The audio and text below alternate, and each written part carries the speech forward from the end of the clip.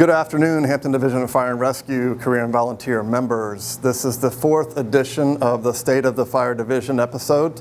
I know it's been a little while since our last one, but a lot's been going on, and I wanted to provide enough time to where I could give you answers to some of the questions that you may have. So as we find ourselves in full swing of the new budget year, we also find ourselves realizing some of the opportunities that have been presented and that we've spoken about in the past. With the loss of 9 dedicated members with a combined service of 292 years, July 1st, we were also presented with promotional opportunities for several positions. I want to say congratulations to Assistant Chief David Barnett, Battalion Chiefs Capes and Kempton, Captain Chris Marshall, Captain Danae Nichols, and Lieutenants Chris Blazik and Justin Kopenhofer. They're currently in their new roles and moving right along, so congratulations to each of them. So these promotions are just part of the first wave of changes as we work to move the organization forward. So how does the organization look now, and what is it going to look like? Well, with the loss of the Assistant Chief position in this last budget year, Assistant Chief Maurice Wilson and Captain Linkus have taken over most of the support services duties and functions. In fact, several members are sharing to make that effort to ensure that we cover all bases. AC Barnett, while leading the operations section, has also agreed to maintain his responsibilities with the health and safety group until a position is promoted into.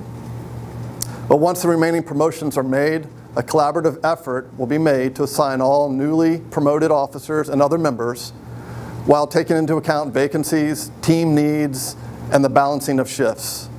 So here's where we are with our current vacancies. We have 5 recruit vacancies as we stand right now. With 6 promotions still remaining, the total vacancy count will be 11. Now, how are we going to address those? Well, we have plans to hire 5 recruits to place into the next Newport News Fire Department Hampton Roads Recruit Fire Academy starting September 4th. That will leave 6 vacancies. So we're always trying to make efforts to seek out highly qualified, pre-qualified hires that may be desiring to leave their jurisdiction or to enter the Hampton Division of Fire and Rescue. So we're always looking into that possibility. However, prior to bringing any of those members on our division, they've got to be the right fit. So we're going to make sure that occurs. However, if those vacancies still remain, we will make offers off the new hiring list that will be presented to us near the end of this year. So the FY18 budget, we've closed out the FY18 budget, and I'm happy to report that as a whole, the division did an excellent job being fiscally responsible. We were able to work out any line item overages with cost savings in other areas. In fact, when we looked at the FY17 budget, we actually fared a little bit better with the FY18 budget, so I certainly appreciate everyone's help in maintaining and being fiscally responsible. I'd also like to take the opportunity to thank Mrs. Chris Gallagher for her continual efforts. Not only is she a wealth of financial and budgetary information, but she helps keep us all straight with the budget. So now that leads us into the FY19 budget. It's posted online on the hampton.gov website, but it's all been loaded now. We have all of our line items loaded, and we did experience a decrease in personnel services, which is also considered salaries in short terms, due to the loss of an AC position, attrition, and some vacancy savings. However, we received an increase in fixed costs for things like fuel, vehicle replacement, and telephone services. Team budgets were worked on last week, and those should be announced by the end of this week, so all the teams will have their budgets, and that is to include the addition of our new joint UAS team, so they can get the necessary equipment they need to function appropriately. We're also working towards addressing some other needs. Because things worked out a little bit better for us in FY18, that allowed a little extra money for us to work towards some things that we've been placing on the back burner for quite some time. Things like station needs, team needs, other division needs and wants that have been on that back burner. Some examples of that would be station furniture cushions, mattresses, a warehouse shed. That one's in great disrepair and needs to be replaced. Hose, TRT tools like the Rescue 42s, PFT recertification, and I'll get to that in a little bit. So an update on EMTI. And as I mentioned in the last episode, episode number 3, the last time anyone can become certified as an EMTI will be December 31st of 2019. That means everything has to be done, card in hand by then. So we are trying to get in one more EMTI class. Prior to that, possibly 2. Lieutenant Rodman and Medic Firefighter Morelos will be starting an EMTI class on August 31st for selected division members. So those names will be coming shortly. It's also possible that we may hold another one after the completion of the next academy, starting the beginning of 2019, but we'll provide more information when that comes. So what are our plans once EMTI is no longer supported certification? Now I mentioned this a couple times in the past episodes, but my vision is to pursue the right fit of advanced EMT into our ALS services in contractual agreement. Because of the complexity of this change on many levels, I'm going to seek input from several of you to make a smooth transition while ensuring that the division is able to maintain the level of service we are known to provide. A couple of you have asked about the Senior and Master Medic Firefighter chevrons. You've got these chevrons now what do you do with them? So that's a kind of a failure on our part for not providing guidance before now, but we are currently working on that along with HPD to ensure that the placement of your chevrons on your Class A and Class B uniforms are aligned with our partners in blue. Camp Fury, onto the camps. Camp Fury completed 2 weeks ago. It was the 5th year that we've been doing this camp. On July 9th was the week that the Camp Fury occurred. And once again, it was a major success. This year, however, was extra special because for its 5th anniversary, not only did With Volunteer Fire Company create a challenge coin for the girls, they also flew in, Captain Nichols and Senior Medic Firefighter Salvio worked to fly in one of the 2 original founding chiefs of this camp from Arizona.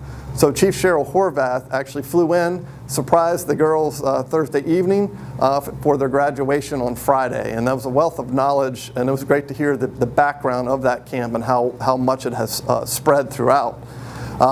Camp Fury Hampton was the first in the Commonwealth, and since its beginning in 2012, Chesapeake and Norfolk have both come on board. We've got Virginia Beach and York County who are currently and actively considering the camp, and I actually just also heard that Australia is considering the camp. So maybe there'll be a trip to Australia for those 2. None of this would actually be possible without the assistance of the volunteer fire companies and all of the other volunteers in the division who volunteered their time, their off-duty time to assist with this camp. So thank you for that. Camp Prospect. Camp Prospect was in their 4th year this year. And they completed that camp this past Saturday. That's when graduation was. Now, this year, the camp saw an increase in willing volunteers dedicated to mentoring and connecting with these young men. And I joined in on a few of the team building activities, and I enjoyed every bit of it. There's no other camp like this one, and as a testament to the value of this camp, it even earned a spot on the front page of the Daily Press. So that's a pretty big deal. Their graduation last Saturday was truly a moment that was a shining moment, and it highlighted the very reasons why Captain Daly and Medic Firefighter Tracy Williams started this camp. So thank you to all the volunteers, all of our volunteer companies for making this one a year to remember. All right, so let's talk about a few initiatives we have going on. Turnout gear. Now, we received approval in the last capital improvement project plan to replace all of our turnout gear over a period of 4 years, but there's been some new involvement with turnout gear out there. We are looking now at Lion's particulate gear, which is safer for all of those that wear it. It helps prevent those toxins from getting onto your skin. So we're field testing a couple sets of that particulate gear right now, thanks to Chief Barnett. And my hope is that if there is an improved PPE out there like that, that we can reduce the risk to each of you, then that's the direction that we need to move. So as our current PPE starts to reach the end of its service life, I would like to begin replacing them with the safer PPE like the particulate gear that Lion is offering right now, or possibly other manufacturers. Now, how could I not bring up the lip sync challenge? It's been all the rage here in the city of Hampton, and according to YouTube, over 6 million viewers also believe that's the case as well. I want to thank Medic Firefighter Beavers, Medic Firefighter Jared Smith, Master Medic Firefighter Patton, Medic Firefighter Stephen Young, And of course, firefighter Nakia Reed for their participation in this video, along with our partners in blue with HPD. More than 6 million views, and even a shout out from Marky Mark himself, Mark Wahlberg, was the icing on the cake for that. Our Funky Bunch was actually treated to lunch and received the city manager's coin of excellence yesterday, along with HPD, and they had a little visit from Mayor Donnie Tuck as well. So that was a nice surprise for the crew, and it just helps show the partnership that we have with police, and it helps build that community trust that we are one together. There's a new app out called Pulse Point. Now, our friends over across the border in Newport News are currently using this app. And Lieutenant Rodman has been working with the Careplex for us to procure the app here for the city of Hampton. Now, I know some of you have downloaded that app yourselves and have realized that because you have that app, with you being on one of our bordering stations like Station 9, you may actually receive information that you might have a structure fire that you're going to respond to in Newport News before you're even dispatched.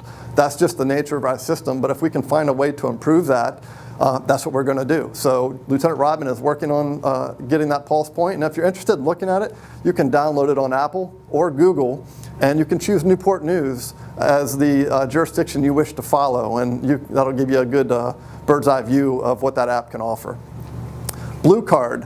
Blue Card is a program that is for command training and certification, and it helps train company officers and command level officers on how to standardize local incident operations across the organization. It's been out for a while. It's a B. Shifter Brunacini driven program, and a couple of our friends on the south side are using that program now. So the chiefs and the professional standards chiefs across the peninsula are getting together to look at the possibility of us doing a joint effort with Blue Card. But they're looking into that now, and they're going to see if that is the right fit for us. I don't know if I mentioned it the last time, but the Fort Monroe signage, I want to put a shout out to Lieutenant DeWitt, who he started working on this project quite some time ago, and then realized that we needed to move this effort a little bit further. So with getting the right people at the table with the Fort Monroe Authority, Public Works, other internal departments, within 1 week of sitting down and letting our partners know that we need to get signage out there on Fort Monroe Beach to allow our customers and citizens to be able to show if they're injured or there's an emergency going on, they can indicate what area that they are at. And so this signage went up 1 week after Lieutenant DeWitt sitting down with our partners. And to date, we've had 2 saves and quicker response times simply because of that signage. So I want to thank our partners in the city and externally and Lieutenant DeWitt for helping move that process along. And right now, as we speak, there's active shooter training going on. We like to call this a hostile incident because it may not be an active shooter, but it's training that will help provide guidance to all division members on how to respond and how to work with our partners in PD should a hostile incident occur. The classroom portion of the hostile incident training between fire and police is actually nearing the end. They're doing the last few classes this week, but in August, the practical application will take place. The preparedness training is very important to our community and provides us clear guidance on responding and operating to such incidents. The feedback has been excellent thus far, and I appreciate the assistance of our partners in HPD in making this happen. Special shout out to Sergeant Gaynor. For those members who have missed this training, one of today's sessions will be filmed for training purposes at a later date. So thanks again to Leon Robertson from HPD and to Sergeant Gaynor for providing this important instruction. Now, I mentioned we were talking about initiatives here, and I also mentioned that we were sitting a little bit better this year with being able to fix some back burner issues. But one that actually came up and was requested by Captain Chris Marshall out at Station 10 earlier this week is going to come to fruition actually next week. If you have suggestions and you have wants and you have needs, you got to put them out there. And if we can make them happen, we're going to make them happen. So out of Station 10, we've got a couple vehicles out there that TRT members use to train. Well, it's in the parking lot, and it's kind of obtrusive to parking and kind of an eyesore. So he suggested we create a pad in a grassy area dedicated only to the TRT training in those vehicles. With the help of Battalion Chief Barry and Volunteer Deputy Chief Kenny Taylor, and the help with all the crews at Station 10, they're going to help make that happen next week. So they will actually have a pad about 40 by 50 of crush and run and other materials that Kenny Taylor is going to be able to provide for us to create a good training spot out there at Station 10. The dispatch network failure, some guidance is going to go out to the Emergency Communications Center and all the telecommunicators here this week, providing them some more guidance on what happens when they can't reach a station due to varying failures. Because obviously what we want to do is we want to make sure that we are getting that dispatch right away and then we're responding right away. We shouldn't have any delays. So this is going to provide some guidance on what the steps they need to take to make sure we're responding in a timely manner. So you should see something from Captain Linkus coming out shortly about that. We were approached with Station 1 has some extra space on the Bravo side of the building that we may be able to take advantage of. We don't know if we're going to use it for parking space, training space, a covered area for vehicles, but that is something we're looking into now on that Bravo side of the station. The latest update on the body-worn cameras is I should have an SOP draft on my desk this week or early next week to review so we can move that trial base forward. The apparatus replacement. So the specifications have been created, revised a couple times, and now they are with procurement for the bidding process. Now this is going to allow us to compare apples to apples for all three manufacturers, and that's Seagrave, E1, and Pierce.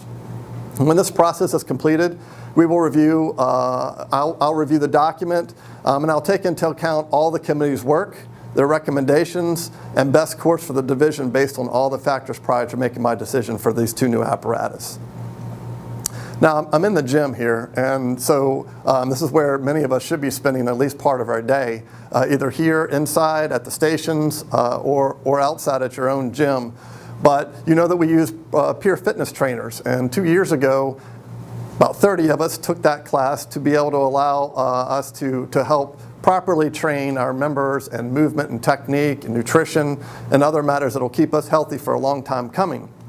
Well, it's a certification. So certifications have expiration periods, of which ours was expiring near the end of last fiscal year. Because of budget constraints, we weren't able to do the recertifications then.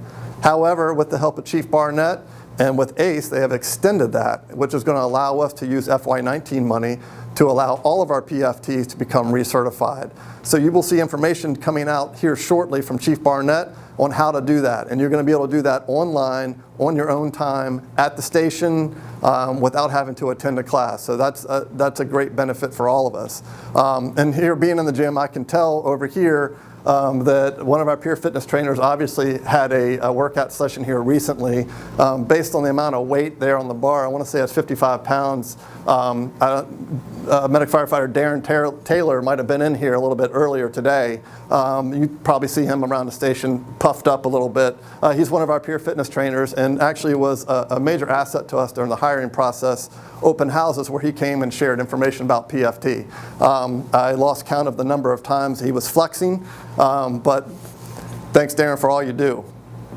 Just a reminder on a couple conferences. The 10th Annual Women in Public Service Conference in Portsmouth will be happening September 20th and 21st. So if you're interested in attending, please submit your request through the proper chain of command. And the 39th Annual Virginia EMS Symposium in Norfolk will occur November 7th through 11th. Just a couple of reminders. For all incentive and training request submissions, you should follow policy and they should be sent through your chain of command to Assistant Chief Wilson.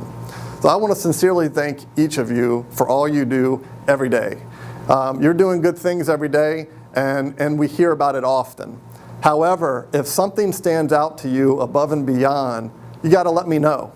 Not only am I interested in hearing about these things that occur, the city manager has made it well known she's interested in hearing about these things when they occur.